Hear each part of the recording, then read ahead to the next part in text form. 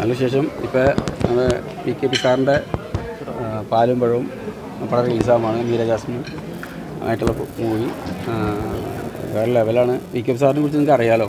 എപ്പോഴും ഒരു പടം എടുക്കുമ്പോൾ നമ്മൾ കാണുന്ന പറഞ്ഞാൽ ചില പടങ്ങൾ വീണ്ടും നമുക്ക് കാണാൻ തോന്നും.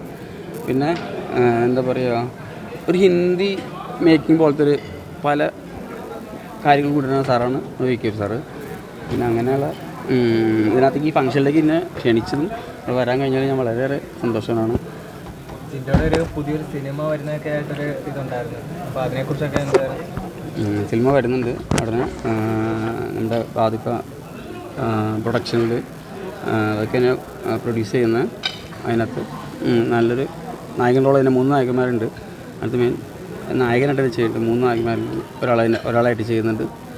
പിന്നെ പിന്നീട് ഒരിക്കലും PKP സാർ പറയുന്നുണ്ട് വേറെ കാര്യം. അത് സർപ്രൈസാണ്. പിന്നീട് പറയുന്നതായിരിക്കും. ഉണ്ട്, ഉടനെ ഉണ്ട്. ചേട്ടാ, ഈ സാധാരണ ബിഗ് ബോസ് വിന്നതൊക്കെ ആയി പുറത്തു വന്നു കഴിഞ്ഞാൽ ഒരുപാട് ഫംഗ്ഷനിലും പബ്ലിക് ഇവൻസിലും അടുപ്പിച്ചടുപ്പിച്ച് കാണാറുണ്ട്. പക്ഷേ ജിൻഡോനെ അങ്ങനെ അധികം കാണുന്നില്ലല്ലോ. നമ്മളിങ്ങനെ ഒരുപാട് ഫംഗ്ഷൻസ് വിളിച്ചാലും നമ്മളങ്ങനെ അറ്റൻഡ് ചെയ്യാറില്ല. കാരണം വെച്ചാൽ എനിക്ക് വേറെ ട്രെയിനിങ് ഉണ്ട്. ഞാൻ ട്രെയിനറാണ്. അപ്പോൾ എനിക്ക് ഒരുപാട് ആർട്ടിസ്റ്റുകളെ ട്രെയിൻ ചെയ്യിക്കാനാണ്. പിന്നെ എനിക്ക് UK, അമേരിക്ക, കാനഡ അങ്ങനെയുള്ള ഒരുപാട് സ്ഥലത്ത് ഓൺലൈൻ ക്ലാസ് ഉണ്ട്. അപ്പോൾ എനിക്കത് മെയിൻറ്റെയിൻ ചെയ്യേണ്ടതായിട്ടുണ്ട്.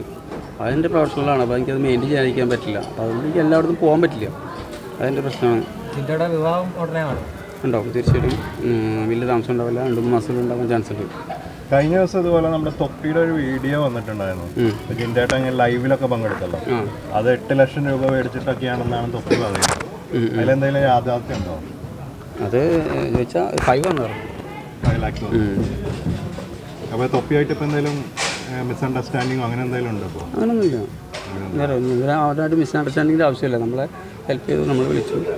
ഈ കറക്റ്റ് എമൗണ്ട് പറയാതെ തൊപ്പി ഇത്രയും ഈ ഒരു 3 ലക്ഷം രൂപയുടെ കൂട്ടി പറഞ്ഞതിനകത്ത് അത് ചോദിച്ചില്ലായിരുന്നു തൊപ്പിയോട്? ഇല്ല, വേറെ ആൾക്ക് വേറെ ചിലവുണ്ടാവും. എനിക്കറിയാൻ കുറിച്ചിട്ട്. തൊപ്പി ഈസ് മൈ ബെസ്റ്റ് ഫ്രണ്ടാണ്. അതിൽ നിന്ന് ആ ഒരു ലൈവ് സ്ട്രീം വന്നപ്പം തന്നെ ഒരുപാട് നെഗറ്റീവ്സ് ഉണ്ടായിരുന്നു.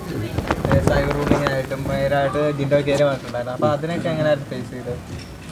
നമ്മൾ ഇപ്പോൾ പല കാര്യങ്ങൾ ചെയ്യുമ്പോൾ പോസിറ്റീവ് നെഗറ്റീവൊക്കെ ഉണ്ടാവും. നമ്മൾ അതിനെക്കുറിച്ച് ചിന്തിക്കണം. ഞാൻ ബിഗ് ബോസിൽ നിന്നിപ്പോൾ നെഗറ്റീവിൻ്റെ ഇഷ്ടംപോലെ ഉണ്ടായിരുന്നില്ലേ. നമ്മളത് മൈൻഡ് ചെയ്യാറില്ല. ഞാൻ മൈൻഡ് ചെയ്യാറില്ല. നമ്മൾ നെഗറ്റീവ് ആയിട്ട് നമ്മൾ ഗേറ്റേഴ്സിനൊക്കെ നമ്മൾ മറ്റ് കണ്ടസ്റ്റൻ്റായിട്ടൊരു അകൽച്ചയുണ്ടോ ജിൻഡോ? ആർക്കില്ല. എല്ലാവരോടും കോൺടാക്ട് ഉണ്ട്. അതുകൊണ്ടാണ് ചോദിക്കുന്നത്. എല്ലാവരോടും കോൺടാക്ട് ഉണ്ട്. എല്ലാവരോടും കോൺടാക്ട്സ് ഉണ്ട്. നമ്മൾ ബാക്കിയുള്ള കണ്ടസ്റ്റൻ്റ് ഒക്കെ ഒരുമിച്ച് എല്ലായിടത്തും നമ്മൾ കാണുന്നുണ്ട് പല സ്ഥലത്തും. ഇനാഗ്രേഷൻ ആണിക്കോട്ടെ, അല്ലെങ്കിൽ ആരുടെയെങ്കിലും ഫംഗ്ഷനോ അങ്ങനെയുള്ള കാര്യങ്ങളൊക്കെ. എന്ത് ഫംഗ്ഷൻ കണ്ടത് എല്ലാവരും ഒരുമിച്ച്? അതായത് ബിഗ് ബോസ് കഴിഞ്ഞോണ്ട് ഒരു ബർത്ത്ഡേ പാർട്ടി ഉണ്ടായിരുന്നു, അവിടെ കണ്ടില്ല. അന്ന് നമ്മുടെ DNA മൂവിയുടെ പ്രൊമോഷൻ ഞാൻ ഏറ്റുണ്ടായിരുന്നു. നേരത്തെ ഏറ്റതാണ്. അപ്പോൾ അതിന് പോകാതിരിക്കാൻ പറ്റില്ല. ആ ദിവസം തന്നെയായിരുന്നു. അതുകൊണ്ട് നമ്മൾ പോകുന്നു.